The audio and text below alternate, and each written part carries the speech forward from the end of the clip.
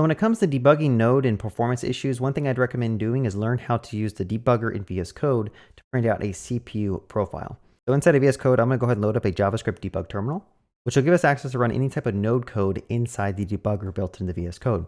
So I'm going to go ahead and add a debug breakpoint inside of this function so that it pauses when I do a request to this endpoint. And I'm going to go ahead and start my API.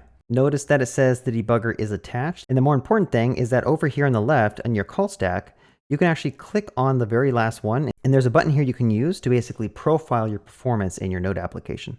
So using Thunder Client, let's just go ahead and make a request. You'll notice my code pause on my breakpoint. Let's just go ahead and click on that circle, and I'm going to go ahead and say generate a CPU profile. And then I'm going to say manual, which allows me to stop it whenever I want. And now the breakpoint will continue, and then you can finally manually stop this. And now you'll get a cool profile of all the code that was ran. And more importantly, you can actually use the VS Code extension to kind of view that flame graph directly in your VS Code editor. Pretty cool and very useful.